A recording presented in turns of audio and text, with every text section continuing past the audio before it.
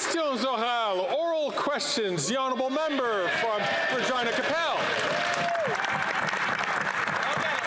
Mr. Speaker, governments from countries that are hostile to Canada, who actively try to harm our citizens and our country, interfered with the most fundamental aspect of our society, our democracy.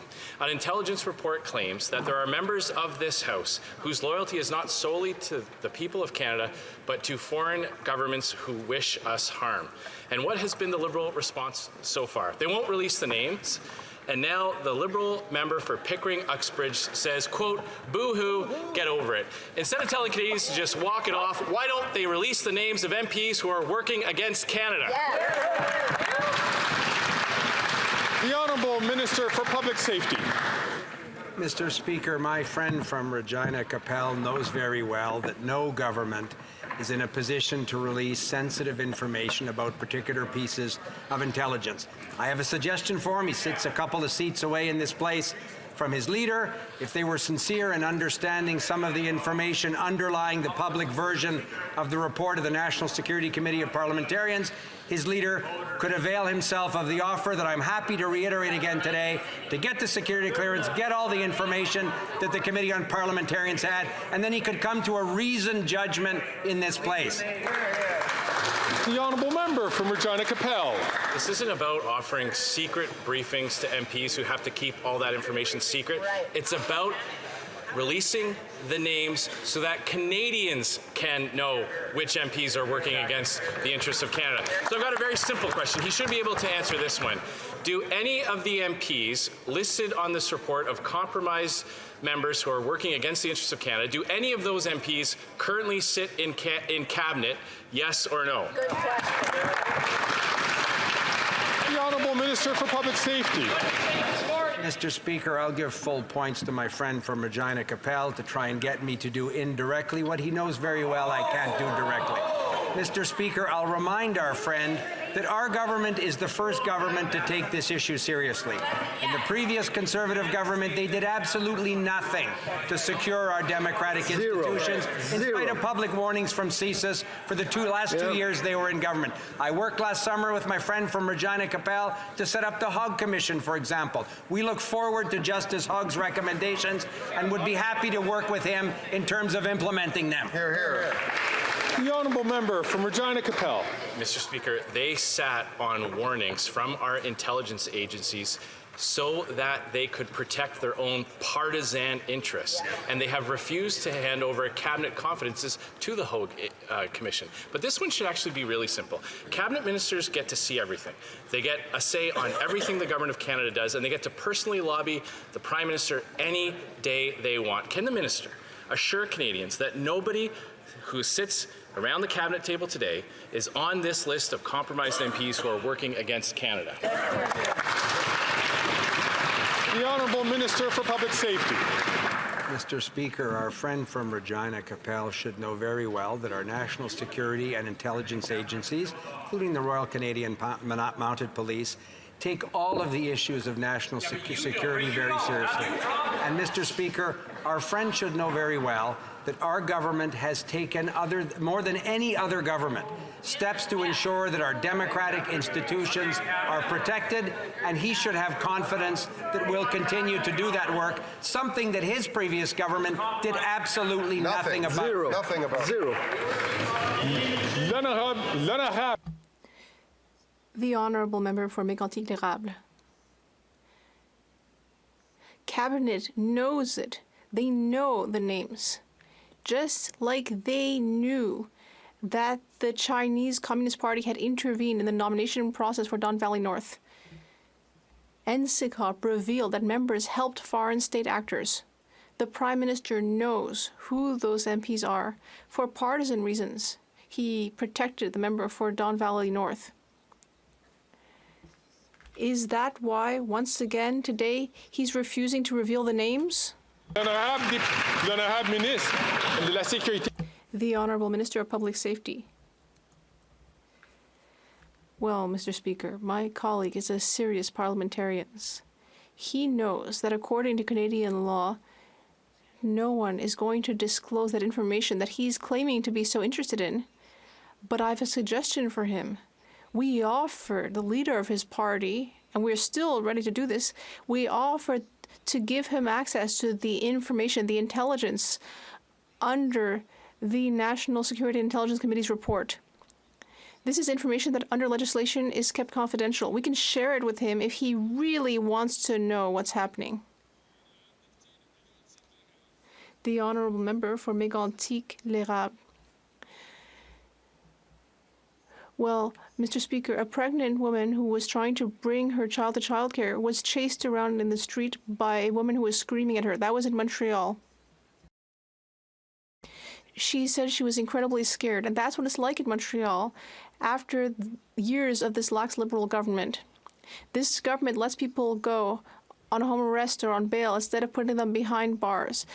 Will this government refuse to grant exemptions for supervised injection centers near schools and childcare centers? Yes or no?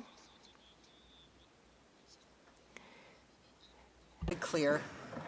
We always put a lens of public health and public safety on everything we do in addressing this deadly overdose crisis. But in that frame, Mr. Speaker, also be clear, the safe consumption site in Montreal is managed and run by the province of Quebec. It is under their jurisdiction. Any proposal that comes to us, there was no Montreal proposal on our table, but anything that comes to us, we want to make sure kids, families, and communities are safe while we save lives. L'honorable député de La Prairie. The honourable member for La Prairie. Mr. Speaker, the National Security Committee has stated that members here in this House are under foreign influence. That's very serious. Yesterday, however, the Deputy Prime Minister refused to address the topic. She seemed completely uninterested in discussing this, even when the NDP asked questions on the same topic. Our democracy is under attack. And yet, the Deputy Prime Minister doesn't care at all. If an elected official is working for foreign interests, not for the interests of Canadians, they need to be shown the door. It's very serious. What will the government do to fix the situation? The Honourable Minister of Public Safety. Mr. Speaker, I'd like to thank my colleague for La Prairie for his question. I'm happy to explain that our government, since 2015, has created a series of measures. And we have continued to develop those measures as the situation changes, based on expert advice, arm's length reviews. We have brought before Parliament a very important piece of legislation on this. I greatly appreciate the Bloc Québécois support in order to bring in more measures to protect our institutions. We will continue to do that. The honourable member for La Prairie. It's time to take action. People are getting more and more worried. Meanwhile, in Ottawa, what has the government done? What has it brought in to do something about the fact that there are members here in this House who are collaborating with foreign powers? It's done nothing. We're seeing nothing done. And when we raise the problem that our democracy is under threat, the answer just ends up talking about interest rates and the Bank of Canada. It's not serious. This government needs to start taking democracy seriously. The Honourable Minister. Well, Mr. Speaker, I hope that all members in this House take democracy seriously. People who are lucky enough to be elected here to serve their constituents in Canada take democracy very seriously. And that's why I'm very pleased to work with my colleague for La Prairie. For example, in creating the UGG Commission, I appreciated the work we did together, and I'm looking forward to seeing what the UGG Commission says in its report. I'm looking forward to passing bills like C-70. These bills will enable us to stand up even more strongly against foreign interference. From Edmonton, Strathcona. Mr. Speaker, border workers keep Canadians safe. They're critical to keeping illegal firearms out of the country and protecting our border. But when it comes to their pensions, CBSA workers aren't treated like other public safety officials. CBSA employees are relying on the minister to keep her promise and give fair retirement benefits. When will the minister treat CBSA officers fairly and offer them an equitable pension so that they can get the respect they deserve? The Honourable President of the Treasury Board. Thank you, Mr. Speaker. I want to begin by saying that we are committed to reaching a deal that is fair for employees and for Canadian taxpayers. That deal will be reached at the table, Mr. Speaker. We are committed to negotiation, but negotiation is a process of give and take, and we are more than willing to make concessions, but we expect that to happen on the other side as well. 90% of border services workers are essential. That means they have the responsibility and duty to provide uninterrupted services, but I will reiterate the best deals are made at the table, and that's where we will remain until a deal is reached. Thank you. The Honourable Member for Rosemont La Petite Patrie. Mr. Speaker, the UN Secretary General has asked nations to bring in higher taxes on oil companies, but this Prime Minister and his Minister of the Environment don't care. Meanwhile, wildfires are ravaging our communities. It's hotter and hotter. People are suffering because of the climate crisis. Meanwhile, big oil companies are raking in record profits. And when this idea was proposed to raise taxes on them, their lobbyists said no, and the Liberals just crumbled under the pressure. Why are the Liberals letting these companies do whatever they want while the planet burns? The Honourable Minister of Canadian Heritage. Mr. Speaker, I'd like to thank my colleague for the question. I believe, like him, that Canada needs to do more to fight climate change and greenhouse gas emissions. That's why we're the only country in the G20 to have eliminated subsidies to oil and gas companies 2 years before the deadline. This week, we also announced a $130 million fund with the Canadian Federation of Municipalities to work with municipalities throughout the country to improve climate resilience. We know we need to do more, and we will continue to do so. Thank you. The Honourable Member from Lethbridge. Canadians know that the carbon tax is costing them in a big way, but what the Liberals are covering up is just how much. But there's this secret report that is out there. It's in possession by the budget watchdog, except he's under a gag order by this Liberal government, so he's not able to reveal exactly what it shows.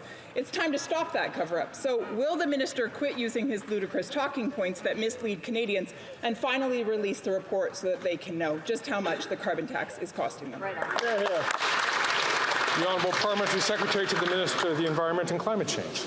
Thank you very much, Mr. Speaker. And we've been clear all along, and the Conservatives are really the only people that continue to mislead Canadians, particularly on the case with the PBO report, Mr. Speaker.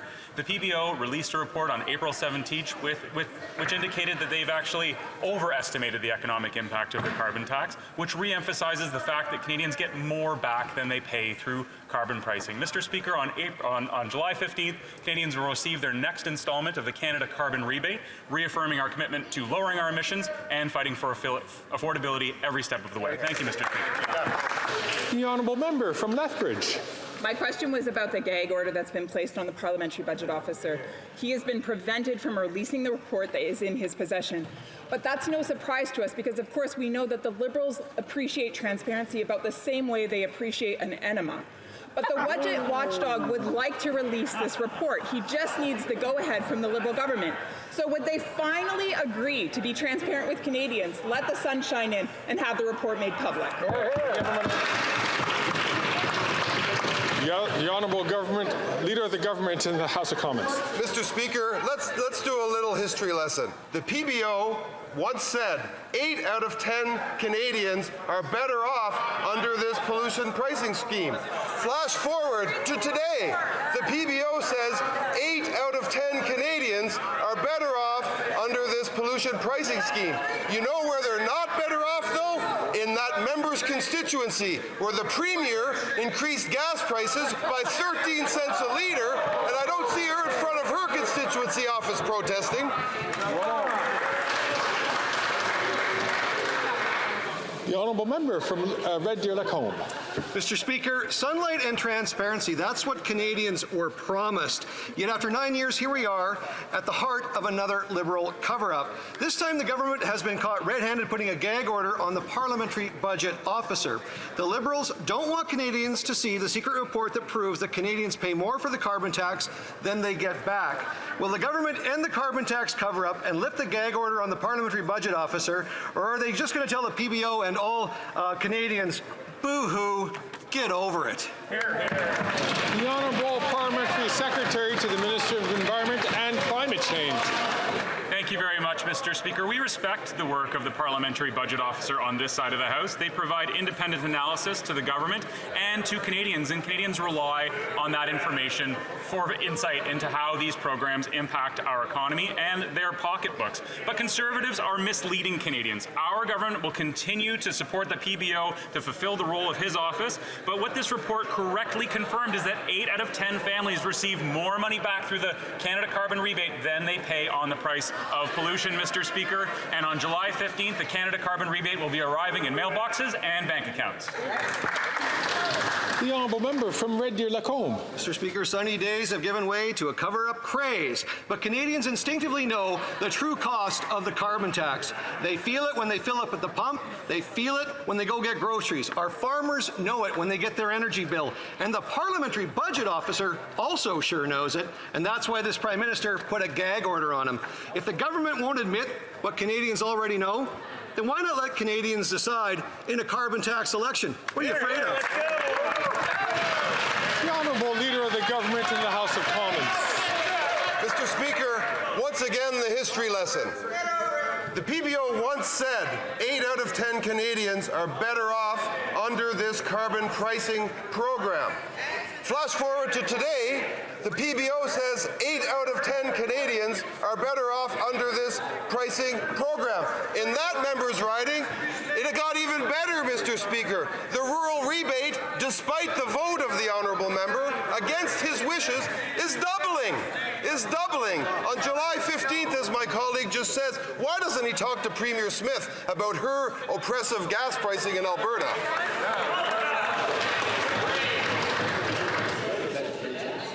The honourable member from Cypress Hills Grasslands.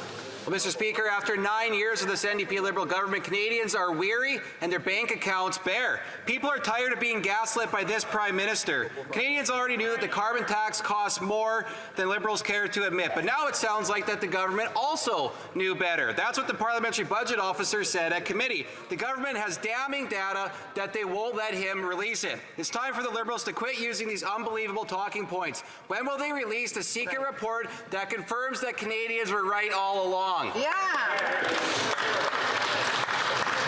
The Honourable Parliamentary Secretary to the Minister of the Environment and Climate Change. Mr. Speaker, over the summer, Conservatives could consider taking a math class to brush up on their Conservative math, because it just really doesn't seem like Conservative math is adding up these days. Mr. Speaker, Conservatives from Saskatchewan and Alberta should talk to their premiers, who jacked up the price of gas on April 1st by over 13 cents, Mr. Speaker. There's no Canada Carbon Rebate for provincial gas tax, and there's no rebate for excess oil and gas executives taking home millions and millions of dollars in pay. But, we've said it before, and I'll say it again, Mr. Speaker, who needs an oil sands lobby when you've got the Conservative Party of Canada in this House? The honourable member from Cypress Hills Grasslands. Well, Mr. Speaker, the gaslighting continues over there. Those wacko talking points show just how desperate the NDP Liberals are to cover up the true costs of the carbon tax. Here's what the budget watchdog said. The government has economic analysis on the impact of the carbon tax itself. We've seen that, the staff in my office, but have been told explicitly not to disclose it and reference it. Mr. Speaker, this Prime Minister is gagging the budget watchdog as he bankrupts Canadians. So I'll ask it again. When will he release a secret report that confirms that Canadians were right all along?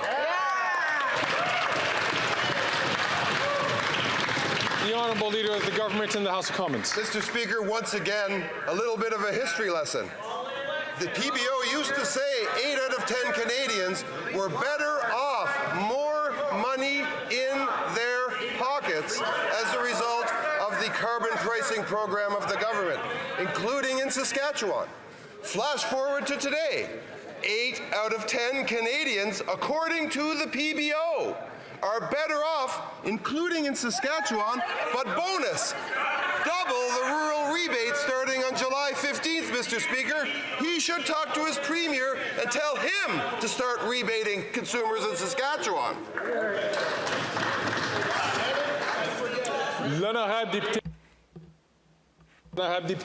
The Honourable Member for Lac-Saint-Jean. Quebec no longer appropriately welcome asylum seekers. That's what the Immigrant Community Support Centre said. The director of the center spoke about families with kids living in their cars or crammed into studio apartments. The director of the center said these people deserve a minimum level of dignity, but they're not getting it, especially with the housing crisis. When will the federal government finally understand that by delaying action on this, they are actually causing a humanitarian crisis? The Honourable Minister of Immigration. Mr. Speaker, I have met with a number of organizations in Montreal that are doing their best to host asylum seekers and help them. They often tell me they don't get a lot of money from Quebec, even though we are giving $5.2 billion to Quebec. That's how much we've spent since 2015. Yes, we can do more, and that's what we're doing. I have just met with my provincial colleagues, and we will continue to work hard on this. The Honourable Member. Once again, here's what the director of the center said. She said, we might need a bit more balance when it comes to distributing asylum claims between provinces. Mr. Speaker, she's perfectly right. It's very unfair that she and other community organizations in Quebec are having to carry this entire burden. It's not fair that people like her are having to tell families that need help, that they can't help them because Ottawa has abandoned them and they don't have the resources. Enough is enough. No more discussions. When will there be action? The Honourable Minister of Immigration. Mr. Speaker, since 2015, we've invested $5.2 billion in Quebec, and yet there's not accountability. Quebecers should be asking more questions about this. And what's very clear as well is that we need to do more. The director that my colleague quoted, who was quoted in the newspaper, is right. We need to better distribute asylum claims throughout the country. That's what we're doing. Just half an hour ago, I left a meeting on that exact topic. The Honourable Member for Lac-Saint-Jean. Plenty of meetings, but no action. And while the minister does nothing, on the ground, meanwhile, community organizations can't find housing for families. They're having to put people on wait lists for food baskets. Can you imagine having to explain a wait list to a hungry child? Now, the Prime Minister and the Premier will meet on Monday. Quebec is asking for asylum claims to be better distributed and is asking for $1 billion to be paid back. Will the Prime Minister of Canada leave that meeting with the check signed and with a date to start better distributing asylum? The Honourable Minister of Immigration. Well, if my colleague wants an answer to that, he will have to wait until Monday like everyone else. Now, this Bloc Québécois, they've been asking for asylum claims to be processed more quickly for 6 months, and yet yesterday, the smart Alex in their party were standing up at the Finance Committee to say the opposite. There's complete inconsistency here. It's really baffling. The Honourable Member from Chatham, Kent Leamington. The budget watchdog has released a report stating what Canadians already know, that they pay more in carbon tax than what they get back. More in groceries, more in food, more in home heating, more in transportation, on everything. Liberal, la-la math just not adding up. When will this minister quit using made-up talking points, remove the gag order on the budget watchdog, release the secret report, and end the carbon tax cover-up? Canadians have a right to know. The Honourable Parliamentary Secretary to the Minister of the Environment and Climate Change. Mr. Speaker, that's not what the PBO said. The member has it opposite. The PBO has overestimated the economic impact of carbon pricing on Canada. It means that probably even more than 8 out of 10 families are getting more back through the Canada carbon rebate than they pay in carbon pricing. But this is just another opportunity for the Conservatives to deny climate change. Look, Mr. Speaker, denying the effectiveness and proven impact of carbon pricing is just another form of climate change denial. It suits them and it suits their big oil and gas friends. So, Mr. Speaker, who do they really work for? Canadians or big oil and gas execs? Big oil and gas execs. The Honourable Member from Simcoe Grey. Mr. Speaker, Canadians have long known that the carbon tax costs them more than they get back. Do you know who else knows? These Liberals. That's because the Parliamentary Budget Officer revealed this week that the Liberals commissioned a report that confirmed what Canadians already know, that the carbon tax costs families more than they get back. So now the Liberals refuse to release the taxpayer-funded report. Let's end the carbon tax cover-up. When will this minister quit using unbelievable talking points and release the secret report that proves once and for all Canadians are right? The Honourable Parliamentary Secretary. Mr. Speaker, what's no secret is the Conservatives' climate denial. It's no secret, and Canadians know the Conservatives keep and continue to vote against any action on climate change. While our government is implementing solutions that work, i.e. something the Parliamentary Budget Officer has confirmed multiple times, which is that carbon pricing is the most cost-effective market-based mechanism that the Conservatives actually campaigned on in the last election, I remind them. Our government will continue to address climate change while putting more money in the pockets of Canadians.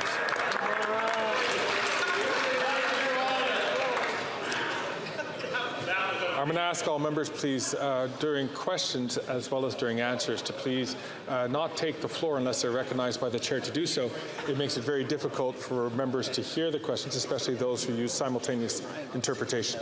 L'honorable député de Portneuf. The Honourable Member for Portneuf-Jacques-Cartier. Thank you, Mr. Speaker. The cover-up operation is continuing under these Liberals. Another example of the same. At the Finance Committee, the Parliamentary Budget Officer said very clearly that the government has an analysis of the carbon tax impacts, but has been told not to disclose it and not even to mention it. Meanwhile, the Bloc Québécois is constantly supporting the Liberals. It voted against our motion to give Quebecers a holiday tax break. When will the Liberal minister publish his secret carbon tax so that Canadians can learn the truth? The Honourable Parliamentary Secretary to the Minister of the Environment. Thank you, Mr. Speaker. Once again, in the province of Quebec, there is not a federal carbon tax. In fact, Quebec is a leader in the fight against climate change, Mr. Speaker. But the Conservatives are finding yet another way to deny climate change. The government regularly shares confidential information with the Parliamentary Budget Officer, and that's used to produce their reports. The Honourable Member from Victoria. Mr. Speaker, we've seen 12 straight months of record-breaking temperatures, more extreme wildfires, more extreme weather events. This is a climate crisis. Yep. The Liberals have been asleep at the wheel, letting oil and gas CEOs pollute more and more each year. And the Conservatives can't even agree if climate change is real. Shame. The UN Secretary General is calling for a windfall tax on oil and gas profits to help fund climate action. New Democrats agree. But why are the Liberals letting big oil rip off Canadians and destroy our climate? The Honourable Parliamentary Secretary to the Minister of the Environment and Climate Change. Thank you very much, Mr. Speaker. Over the past 2 years, we've introduced a new clean fuel standard, something Conservatives have pledged to do during the last election campaign, but changed their minds to please their leader and voted against. We've also raised the price on pollution. We're putting a cap on greenhouse gas emissions from the oil and gas sector, and we're the only major oil-producing country in the world to do so. Our emissions are so low that the last time they were this low in Canada was shortly after the Canadians won the last Stanley Cup, Mr. Speaker. But I will say, it'd be nice if when the going gets tough, the NDP didn't vote with the Conservatives on carbon pricing. Thank you very much, Mr. Speaker. The Honourable Member from Edmonton Griesbach. You lose someone and you're trying to grieve, and then somebody else dies. This is the feeling of the Piikani First Nation, who has seen an unfathomable amount of death due to the toxic drug crisis. First Nations in Alberta are dying from toxic drugs 8 times faster than the rest of the province's population. The Alberta Conservative model just isn't working, and the federal government has shown no leadership. When will this Liberal government have the courage to intervene against dangerous Conservative policies and save Indigenous lives? The Honourable Minister for Indigenous Services. Mr. Speaker, I agree with the member opposite that it is a tragedy that we are losing our brothers, our sisters, our mothers, our fathers to this toxic, polluted drug supply that we see all across the country, including and predominantly in and amongst First Nations. And that's why our government has invested billions of dollars to support Indigenous-led approaches to mental wellness. We'll continue to work with First Nations leaders on the solutions that will work for them. Mr. Speaker, this crisis has to end. The honourable member from Richmond Hill. Mr. Speaker, the world has seen unprecedented scientific and technological advancement in artificial intelligence in recent years. But this change is plagued by misinformation and disinformation targeting hardworking Canadians from coast to coast to coast. We recently saw how conservatives, like the member from Portage-Lisgar, intend to misuse this technology to mislead Canadians. Could the President of the Treasury Board explain how our government is working responsibly, adapt to these changes, protecting Canadians, their information, and the country as a whole? Thank you. The Honourable President of the Treasury Board. Now more than ever before, researchers and companies are using AI to create innovations and job opportunities, from drug discovery to energy efficiency and housing innovation. And that's why we have begun to develop the first ever government strategy on AI for the public service, Mr. Speaker, removing barriers and filling gaps for the responsible, transparent use of AI. Mr. Speaker, instead of spreading misinformation, our side of the House is committed to embracing new technologies that allow local businesses, educators, and our broader economy to flourish. Thank you, Mr. Speaker.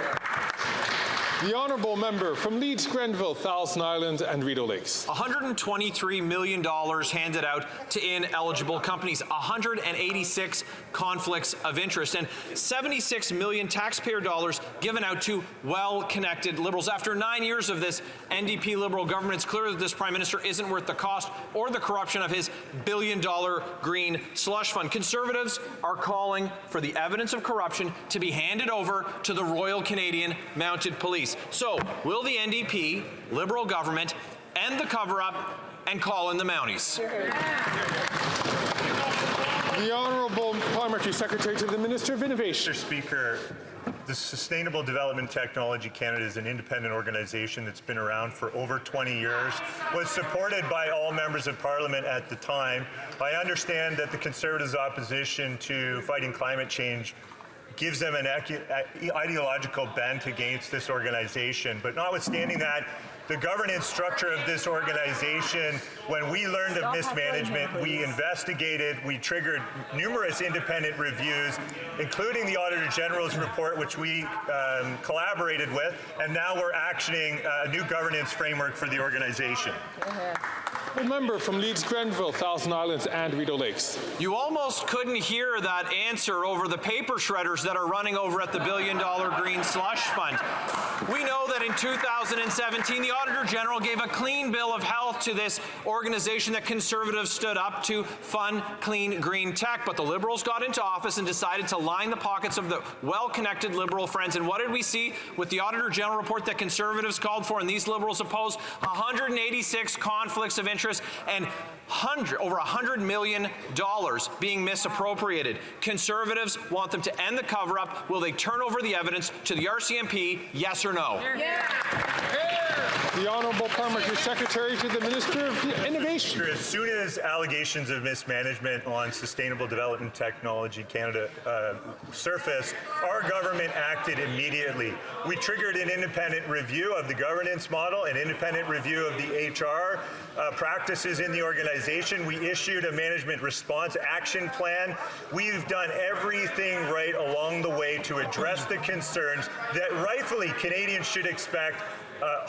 The highest standards of governance when dealing with public funds. That's exactly what we're doing and committed to, and the organization is going to be reconstituted within the National Research Council to have better oversight.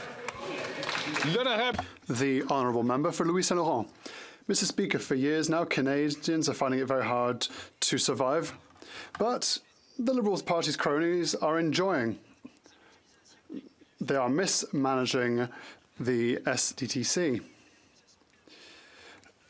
And the Liberal Party cronies have managed to grant themselves contracts, $123 million, that were distributed with no respect of the rules. We need the documents. Will the government allow the RCMP to have access to all documents so we can finally shed a light on this scandal? The Honourable Minister for Public Services and Procurement. Thank you, Mr. Speaker. This question has already received a number of answers. The Canadian government will always work with the RCMP and other organizations. What the member doesn't know yet is that this week was one of great news for Canadians, with the first reduction of interest rates in years. The Honourable Member for Louis Saint Laurent. Now, Mr. Speaker, let's be serious. Is the Minister aware that this Liberal Green Slush Fund scandal sounds like the sponsorship scandal in the past? I'm not the one who said this. It's a official that said that the government is wholly incompetent. Will the Minister stand again to say, well, perhaps he didn't see something? The Canadians want the truth. They want all documents to be sent to the RCMP. Before I pass to the Minister, I would like to encourage all members, especially ministers, to not interrupt when anyone else has the floor. The Honourable Minister for Public Services and Procurement. Thank you, Mr. Speaker. My honourable colleague talks about misinformation. The only information that was miscommunicated is that all the reports have clearly indicated that there is no mismanagement. Let us talk about misinformation. My colleague comes from the Quebec City region. Could he ask his leader to apologize for having duped and discouraged the people of his region to sign up to the new dental care system? Before we move on to the next question, I'd like to remind the member for Port-Neuf-Jacques-Cartier that he's already had the opportunity to speak. I ask members to only speak when they are called upon. The Honourable Member for Berthier-Masquinongé. Last year was disastrous for our farmers and producers, with 1 farm in 5 unable to service its debts. After months of protests, farmers and producers have been heard by their government, the provincial Quebec government. Now it's Ottawa's turn to listen. The Quebec Farmers Union has warned. In November, Quebec was already asking the federal government to provide exceptional assistance under the Agri-Recovery Programme. Farmers needed it in November. It's now June. When will the Minister finally trigger agri-recovery with reasonable compensation and without unnecessary red tape? The Honourable Parliamentary Secretary. Thank you, Mr. Speaker. Of course, we are here for farmers and producers who have lived difficult times. Like my honourable colleague has raised, agri-recovery is a partnership between the province and the federal government, and we are working to see if this programme will be triggered or not. We'll have an answer very rapidly, Mr. Speaker. The Honourable Member for Berthier-Masquinongé. Whilst Ottawa is dragging its feet, the food processing company Salade Express in Châteauguay-Lacolle has just closed its doors. Workers were unable to go to work this morning.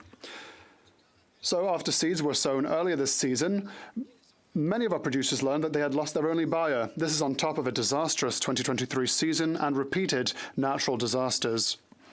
If Ottawa doesn't wake up and adapt to climate change, 1 in 10 businesses will close within a year. Will the Minister finally launch agri-recovery and sit down with producers? We need a fixed date. The Honourable Parliamentary Secretary to the Minister for Agriculture and Agri-Food. Thank you, Mr. Speaker, and like my honourable colleague knows full well, agri-recovery is done through a federal and provincial analysis. It is done in collaboration with the Government of Quebec. Both work together, hand in hand, and I'm sure that they will have an answer very quickly. But I do understand when we go through a crisis, an answer never comes quickly enough. We'll continue to work with all provinces to make sure that our programs can meet these needs more rapidly. The Honourable Member from Thornhill. Another day, and we're still waiting for the Minister of Employment to introduce us to other Randy, the one who was cashing checks from a company that was lobbying the government, winning contracts, and using the minister's name to do it. That's not allowed. It's illegal. The text messages reveal that someone named Randy at the minister's company was part of a $500,000 fraud. So will the employment minister finally get up on his feet and tell everyone the super secret identity of the other Randy?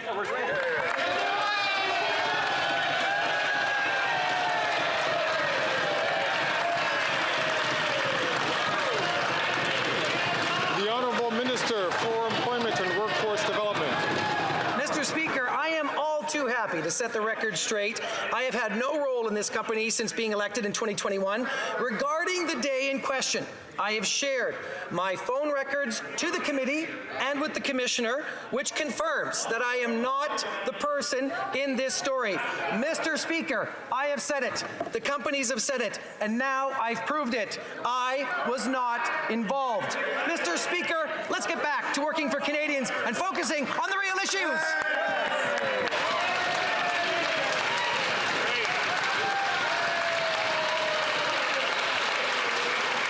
The honourable member from Thornhill. The minister hasn't proved a single thing. We're looking for who he called the other Randy. I'm pretty confident that we don't actually have to look very far because the other Randy might be right here. The one who broke the Conflict of Interest law, the one who broke the Lobbying Act, and who broke the Criminal Code. So will the employment minister from Edmonton let us know if Randy is in the room?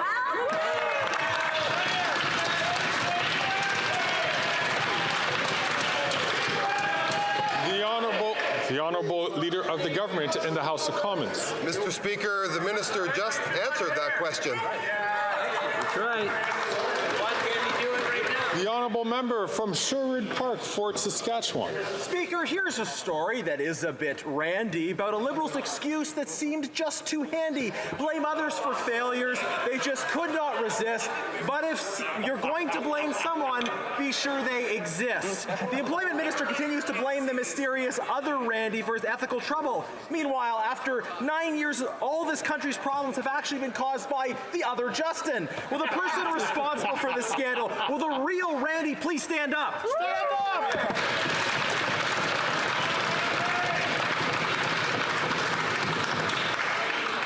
I'm going to encourage members not to skate too close to the line in terms of referring to other members by their first names. I understand that that on the first name that was mentioned, that would made sense, but it's the second name that was mentioned that is just skating a little bit too close.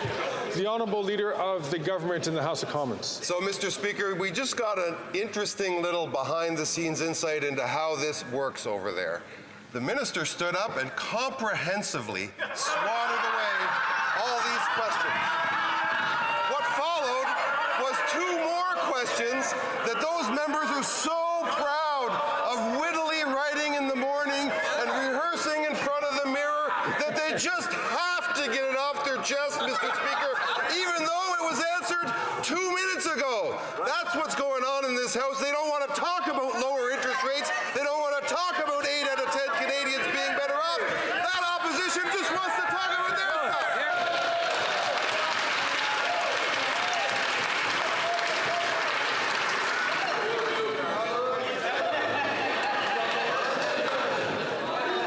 What did I miss yesterday?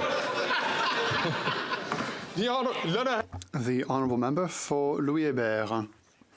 Thank you, Mr. Speaker. Mr. Speaker, when I started in politics in 2015, we were at the end of a decade where Conservatives betrayed young Quebecers by not integrating Davy into the national shipbuilding strategy, and then they hid behind tribunals to justify their inaction with regards to the bridge in Quebec City. Now that we've corrected the injustice for Davy shipbuilding, can the minister tell us how we will continue to work for our infrastructure for our future generations? The Honourable Minister for Public Services and Procurement. With pleasure, Mr. Speaker. Hope and good work. Great news was announced on the 15th of May with regards to Quebec City Bridge. We will be saving and restoring this critical infrastructure, which is unique in our world. It's strategic and critical for Quebec. Thank you to the member for Louis-Hébert and the Prime Minister for their leadership and for their work. Thank you to Yvon Charret, our negotiator, and the Chamber of Commerce, and all the people of Quebec who have supported us over the past number of years to get to this excellent result.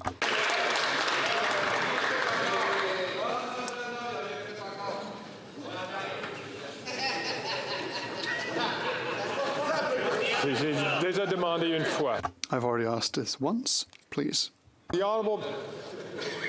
Merci. The Honourable Member from St. Albert, Edmonton. Mr. Speaker, contrary to the Minister's representation, he has not turned over all of his phone records and text messages. Text messages reveal that someone named Randy from a company that the Minister of Employment has a 50% interest in was involved in a business deal now mired in allegations of fraud. The Minister says it wasn't him, it was some other Randy. Trouble is, no one can identify who that other Randy is. So has the Minister in the past 48 hours pored over the employment records of the handful of employees at his company to find Randy? The Honourable Leader of the Government in the House of Commons. Just when we thought we had heard from the final member who was practicing all morning in the mirror, up stops another one to look straight into the camera over there and relate a question that was just answered several minutes ago. I think these people over there need to be a little more agile. The Minister has answered the question, Mr. Speaker. The Honourable Member from St. Albert, Edmonton. Mr. Speaker, if the Minister is the Randy in the text messages, then the Minister broke the law, including contravening the Conflict of Interest Act. It shouldn't be difficult to find the other Randy if he exists. If the Minister didn't break the law, then where's Randy? The Honourable Leader of the Government in the House of Commons. I just want to remind the member that I'm over here, not over there. But, Mr. Speaker,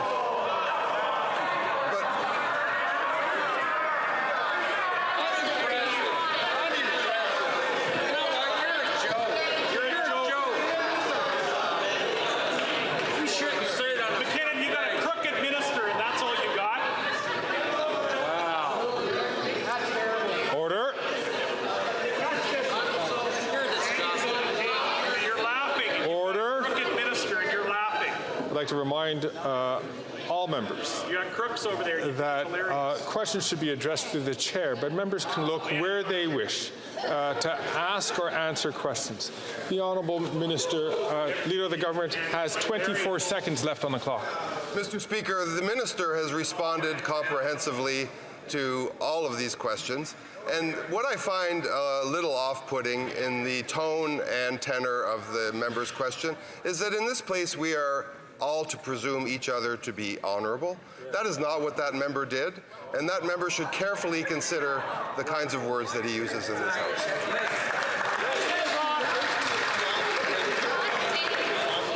The Honourable Member from Sturgeon Park, Mr. Speaker, Superman. Sturgeon River Parkland. Randy. We know the identity of these fictional characters, but Canadians want to know who's Randy.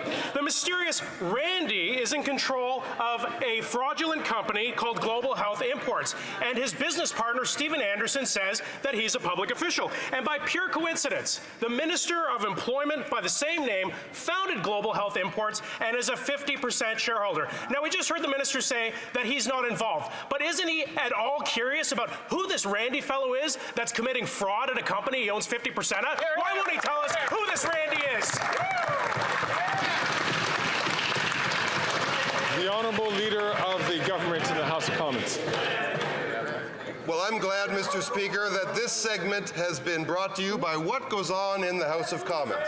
Because here we have yet another Conservative member who toiled over this witty text all morning, looked in the mirror, hoped the leader was there, because if the leader were there, he might be noticed by him. Then he's going to put it on Facebook. But what he won't do is put this answer on Facebook, happily saving me from 1,000 trolls online.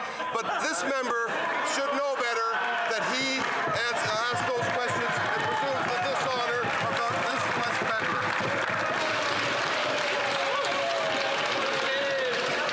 Hey, listen, Canadians don't care about Order. Order, please.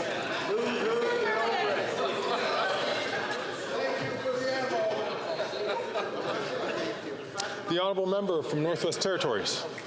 Mr. Speaker, our government works every day to ensure that communities have the vital infrastructure that it takes to be successful. From houses to bridges to community centres to broadband internet, I know our government is investing in communities in ways that truly matter. Can the Minister of Rural Economic Development and Minister responsible for ACOA share with the House the ways in which broadband infrastructure and stable connection to internet can bolster communities? Thank you, Mr. Speaker. The Honourable Minister for Rural Economic Development. Mr. Speaker, my friend from the Northwest Territories, he knows that reliable internet is so important for rural, remote, and Indigenous communities. It's a necessity.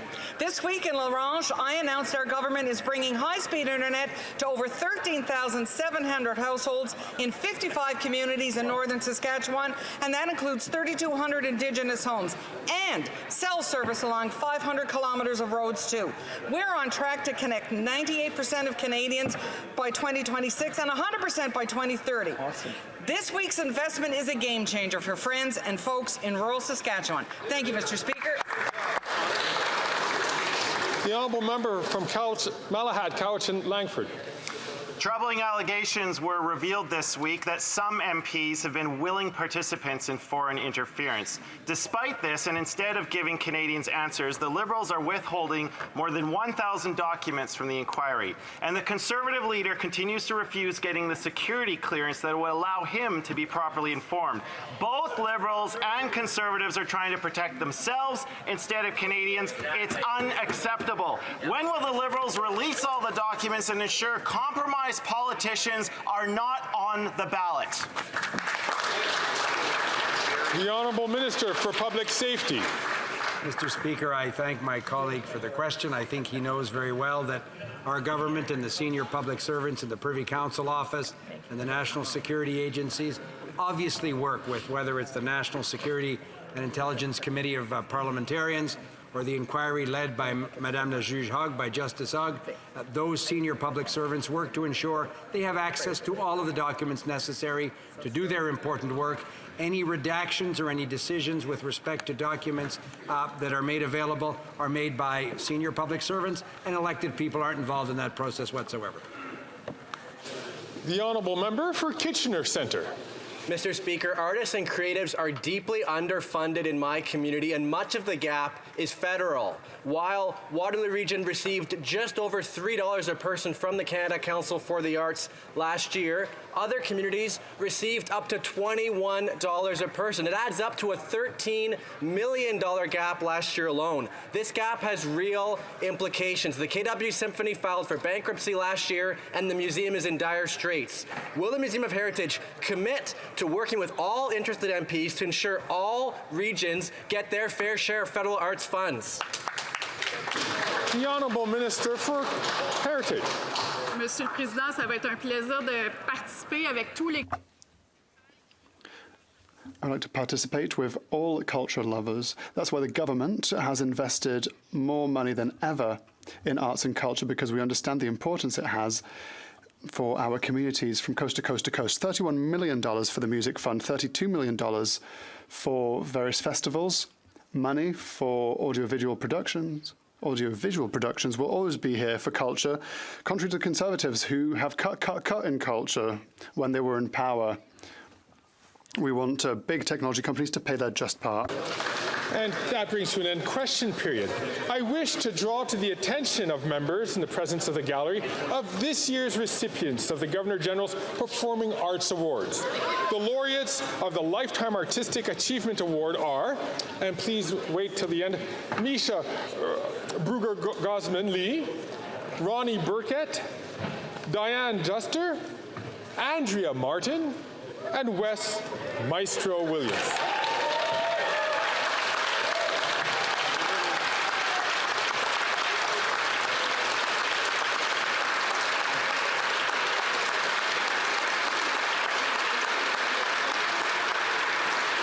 I would also like to draw